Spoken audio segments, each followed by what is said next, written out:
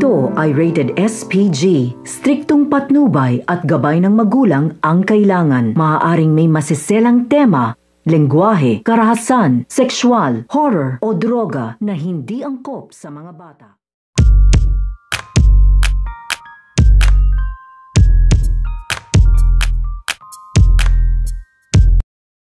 Ang pagtutulungan nito nga ni Aurora at ito nga si Oscar. Dahil nagkita na nga dito ito nga si Oscar at ito nga si Aurora at napag-usap na nga sila dito ng masinsinan tungkol nga sa mga nangyari nga sa kanila at nagkapaliwanagan na nga dito. Kaya naman ay nabanggit nga dito nito nga ni Presidente Oscar na kailangan nga doon itong hanapin ito nga daw sila Carlo Dalisay at ang Tapos Aguila dahil ito nga daw ang makakatulong nga daw sa kanila upang makabalik nga daw ito dito nga daw sa palasyo at maitama na nga dito ang lahat nga ng mga ginawang kasalanan nito nga daw ng kanyang dating ito nga daw kanyang asawa nito nga daw si Lily. Kaya nga ito nga si Aurora ay makikipagtulungan nga ito dito nga kay Carlo, dito nga kay Presidente Oscar na makita at mahanap ito nga si Carlo Dalisay at ang Tapos Aguila.